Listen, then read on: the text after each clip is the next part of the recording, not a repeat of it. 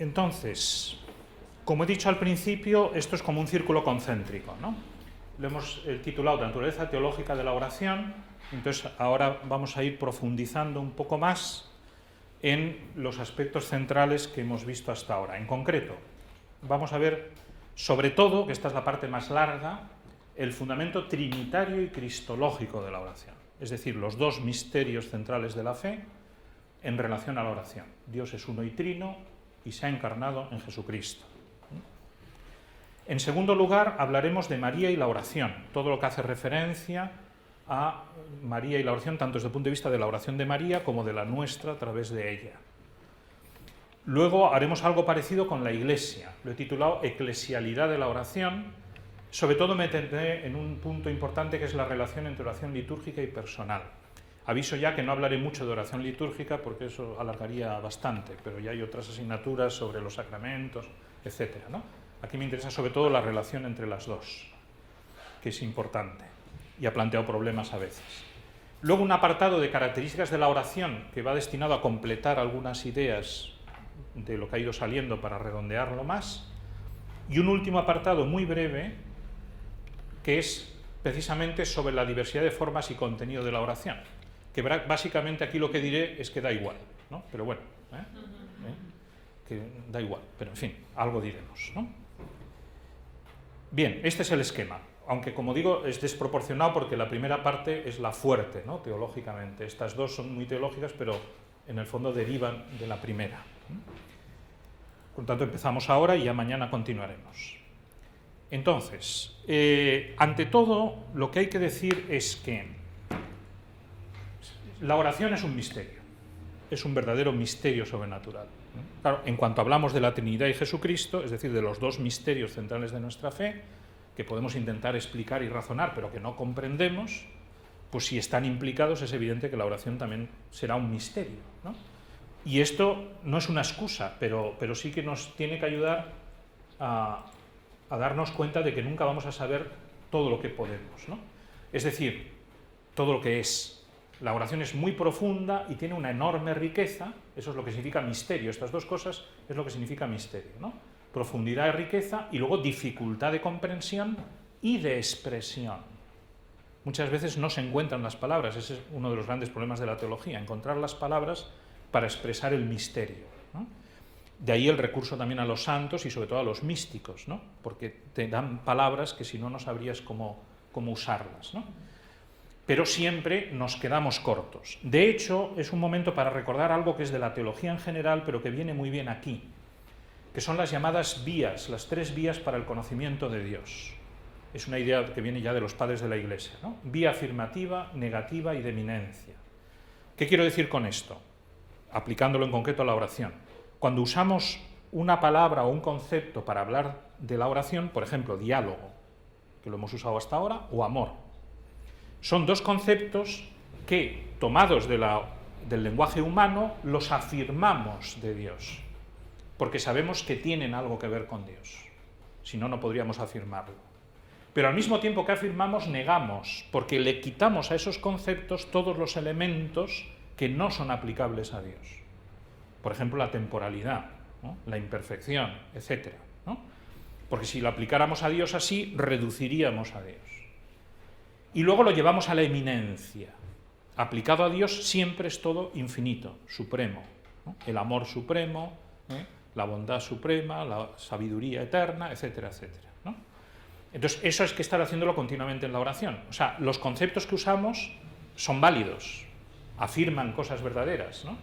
Pero siempre hay que tener cuidado de purificarlos de los errores que puedan llevar consigo y de que van más allá de lo que nosotros imaginamos. Siempre va más allá. Siempre se puede decir más y con más hondura. Bien, esto es un recuerdo general de teología, pero que viene muy bien para todo lo que vayamos diciendo a partir de ahora. El fundamento también... aquí tengo, efectivamente, me acordaba una cita de Juan Pablo II, también en la Novo Milenio Neunte, que nos sirve de introducción a esto, ¿no? Dice, en la plegaria se desarrolla ese diálogo con Cristo, que nos convierte en sus íntimos. Permaneced en mí como yo en vosotros.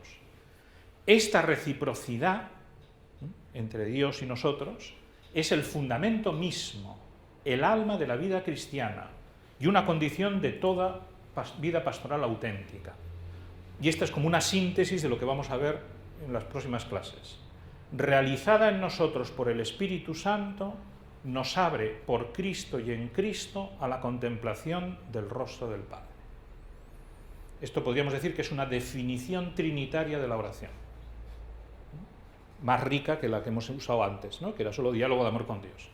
Esta es más rica porque ya desvela un poco más del misterio, ¿no? Realizada en nosotros por el Espíritu Santo, nos abre por Cristo y en Cristo a la contemplación del Padre, del rostro del Padre. Ahí está la síntesis de lo que vamos a decir. El documento que he citado, es la primera vez que ahora lo cito literalmente, Orationis Formas, también lo expresa de esta forma. La oración cristiana está siempre determinada por la estructura de la fe cristiana. Esto es muy importante. Si es cristiana, se apoya en la fe. ¿Y cuál es la estructura de la fe cristiana? En la que resplandece la verdad misma de Dios y de la criatura. Esto es un razonamiento ya teológico, lógico, ¿no? La fe cristiana me enseña quién es Dios y quién es la criatura. Si la oración es un diálogo entre Dios y yo, se tiene que apoyar en lo que la fe me dice sobre quién es Dios y sobre quién soy yo, evidentemente, ¿no? Por eso se configura propiamente hablando como un diálogo personal, íntimo y profundo entre el hombre y Dios. La oración cristiana expresa, pues, la comunión de las criaturas redimidas, aquí falta una S, con la vida íntima de las personas trinitarias. Es decir, nos introduce, que es una idea que iremos desarrollando enseguida, en la misma intimidad de la vida divina, porque eso es la Trinidad, la intimidad de las tres personas. Porque Dios es así, Dios es uno y es trino. Y si la oración se apoya en la fe en Dios, en lo que sé sobre Dios, en lo que sé sobre mí, pues ese es el fundamento necesario, ¿no? No quiero adelantar de momento más cosas, esto es como la síntesis, ¿no? Por tanto, si la oración se apoya en la fe en Dios, tenemos tres conclusiones de entrada muy importantes. Primero, Dios es personal, por tanto la oración es personal. Esto se estudia cuando se estudia el Tratado de Dios, ¿no? Dios es persona, y todo lo que significa que es persona, significa que entiende, que ama, que es libre, etc., ¿no? Siempre el concepto de persona, como siempre, purificándolo al llevarlo a Dios, ¿no? Pero Dios es persona, es un ser personal. Después, Dios es trino y uno. Por eso la oración es necesariamente trinitaria, en la unidad de la Trinidad, como desarrollaremos. Estos son dos verdades de fe. Tercera verdad de fe que me interesa ahora recordar: Dios se ha encarnado en Jesucristo. Por tanto, la oración es necesariamente cristológica, ¿no?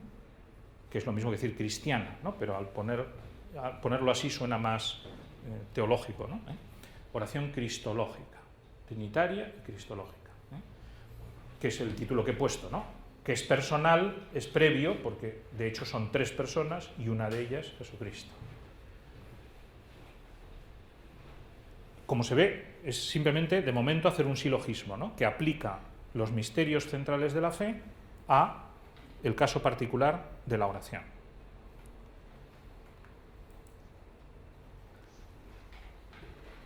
Bueno, ¿qué es lo que he puesto aquí? Los dos misterios centrales de nuestra fe, ¿cuáles son? Pues estos dos, ¿no? Por tanto, la oración lo que hace es sumergirnos en el misterio de Cristo y a través de él en la Trinidad. Aquí ya doy un paso más, porque este es el orden lógico. O sea, nosotros ¿cómo llegamos a la Trinidad? Por la encarnación, no a la inversa. Esto es muy importante, ¿no? Al encarnarse Jesucristo, la segunda persona de la Santísima Trinidad, conocemos que hay un Padre, un Hijo y un Espíritu. Y es Cristo el que nos revela a las otras personas y el que nos hace presente a la divinidad en nosotros. Por eso, el camino de la oración es con Cristo, por Cristo y en Cristo hacia el Padre, ¿no? Porque es a través de él como entramos en el misterio de la Trinidad. Entonces, ese es el orden, que de hecho es el orden que vamos a seguir. O sea, primero estudiaremos ya mañana, porque ahora se nos da la hora, cómo es la oración en Cristo, para luego pasar al Padre a través del Espíritu Santo, ¿no? Y por tanto, lo que decía hace un momento el documento de la Orationis Formas, ¿no? Es un encuentro, una relación, comunión, son distintas palabras que nos ayudan a expresar con la plenitud del misterio de Jesús y del misterio de Dios. Es decir, sobre todo lo que quiero subrayar de momento es que no es algo superficial, no es una relación externa, sino algo profundo, porque penetramos en el mismo Cristo, no soy yo el que vive, Cristo vive en mí, y penetramos en la misma Trinidad, a través de Jesucristo, en la intimidad del Padre y del Espíritu Santo. Entonces, la oración, esto nos aclara más lo que significa diálogo, ¿no? Hasta ahora hemos visto que es diálogo, sí, pero es un diálogo que no es un diálogo de personas externas, ¿verdad?, sino un diálogo íntimo, profundo, de dos que se encuentran realmente, ¿no?, y que se encuentran en su máxima intimidad.